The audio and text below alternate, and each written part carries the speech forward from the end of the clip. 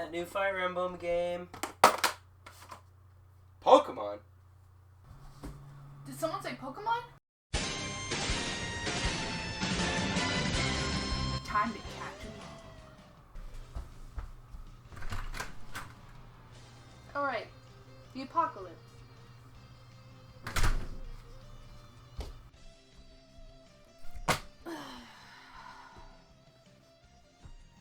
Much better.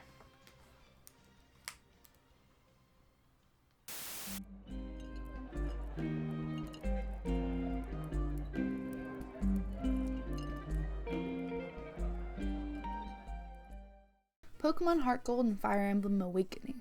Both these games are part of very large franchises that have stretched out over many years. Instead of going in-depth about the entire franchises, I'm just going to be talking about these two games. To go in-depth about the whole thing would take way too much time and effort. These specific games are both for the Nintendo DS. I'm sure at some point in your life you've encountered Pokemon, heard whispers of it in a dark alley, or maybe just played it yourself.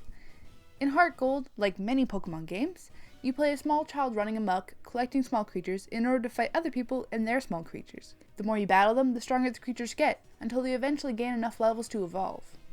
In that regard, it's not that different from Fire Emblem. In this iteration of the franchise, Fire Emblem Awakening, you play a mage who is awoken in a field with a convenient case of amnesia. You meet a prince, and together you go around recruiting talented people to fight in your army. The more battles they fight, the stronger they get, until they gain enough levels so you can evolve them with a Master Seal. Sound familiar? Unlike Pokemon, the story of Fire Emblem Awakening is rather complex and full of loss, emotional strife, and a healthy dose of time travel. The story in Pokemon might as well be non-existent. It's the same in every one. Small kid collects Pokemon, at some point you fight Team Rocket, and in the end you fight Elite Four. The end. Both of these games require you to build a team and use them to battle other people. They also both have a sort of rock, paper, scissors style system when it comes to how the battles work. In Pokemon, water beats fire, fire beats grass, and grass beats water. It's the same with Fire Emblem. Sword beats axe, axe beats lance, and lance beats sword.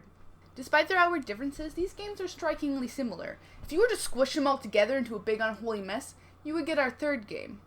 I present to you, Pocket Mortys. Have you ever seen Rick and Morty? No? Well, you should.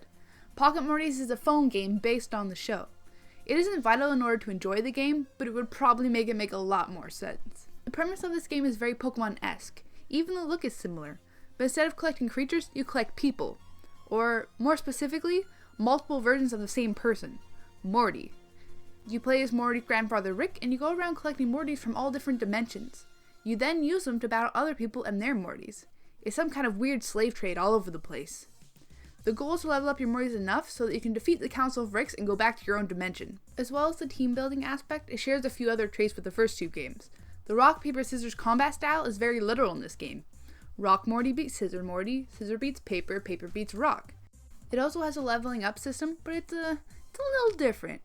In order to evolve your Mortys, you have to capture two of the same kind and then combine them at the Morty daycare, thus making a stronger version of the previous ones. In the end, if you enjoy Pokemon and Fire Emblem, you'll probably like this game. Just give it a try. Download it on your phone and it's that easy. Now go catch those suckers.